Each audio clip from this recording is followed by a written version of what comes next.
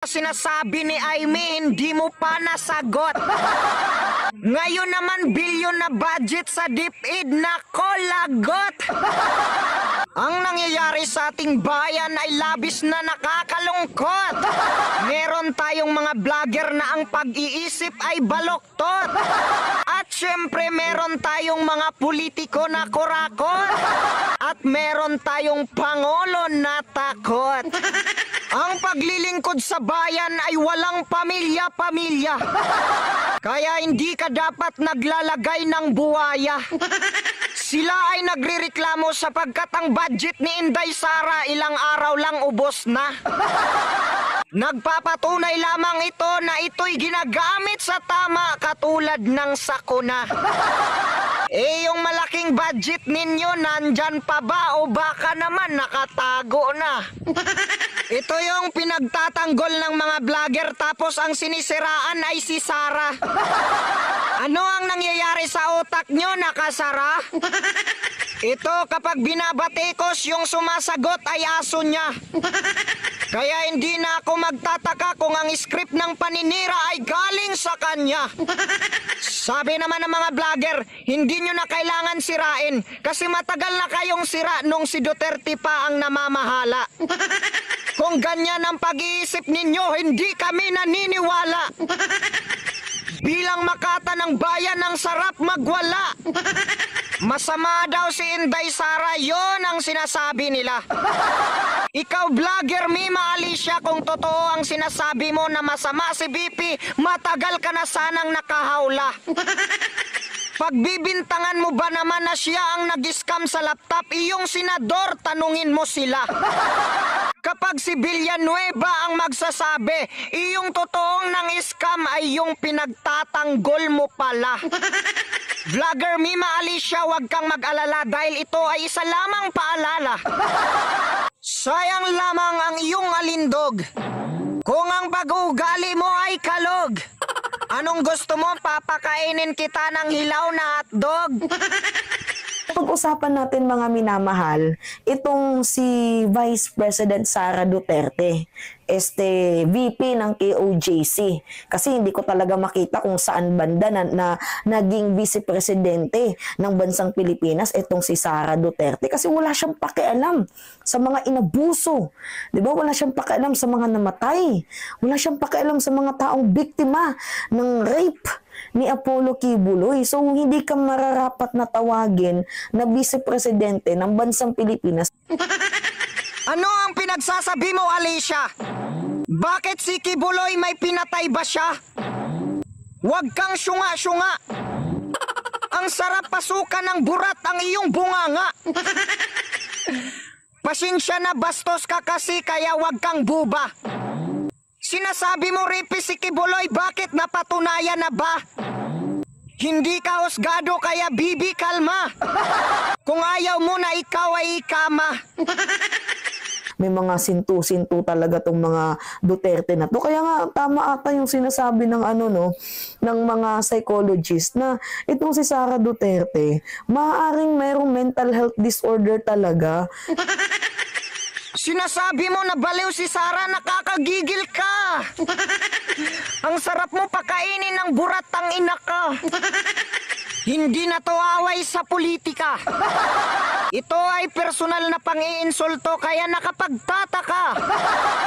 Gusto nyo ba talaga ng gulo? Tara! Dito sa social media nagdideklara na ako ng giyera. Mahal na Pangulo, noon pinagtatanggol kita.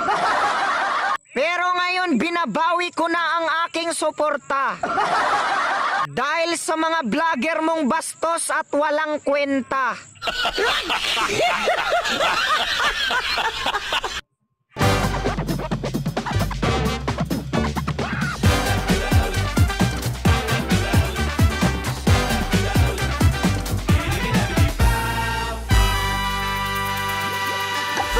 Panda?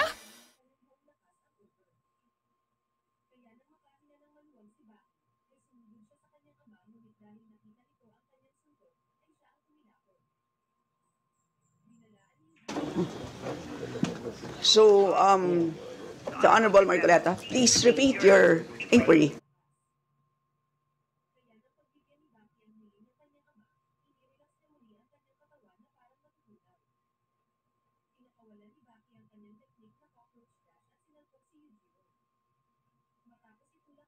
Yes, in connection to the earlier parliamentary inquiry, Madam Chair, I have already related the value of tradition.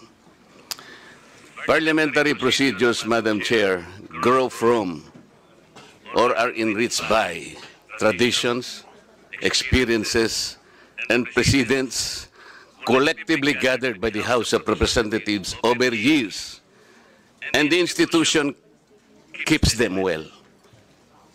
That is why, from my entry in 2004 or the 13th Congress until today, I have observed the observance of that well-kept tradition.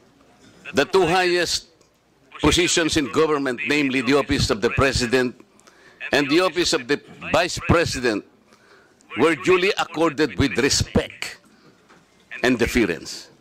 I have observed that. That's why I have relayed to you earlier, in 2022, the Honorable Libanan, invoking courtesy, took him only 13 minutes to dispose the office of the Vice President. And that was quickly moved, quickly seconded by no less than our majority leader. That was in 2022. I'm not going by record, Madam Chair. 2023, I said, no less than the presidential son, our own senior deputy majority leader, stood up and said that in line with the time-honored tradition of according courtesy to the office of the Vice President, I move to terminate the budget briefing of the OBP. And I can recall the Honorable Castro strongly objected. No, Manuel. No, that's in 2023. This is by the record. And she objected, but her objections were rejected by the committee because the committee already terminated the proceedings. And she kept on requesting, Madam Chair, that she makes at least her manifestation. And she was unable to do that because the proceedings were terminated. So that, what I am saying, from 2004, when I entered these halls, these hallowed halls, hanggang punto sa sinasabi kong 2023, we have kept the tradition. Ngayon po, kung ano-ano ng mga tanong ang ginawa, in 2023, 22 minutes. 2022, 13 minutes. Ito po, pinagawayan na po yung budget earlier at ngayon we're about to quarrel again on the budget. Ang tanong ko nga po ngayon,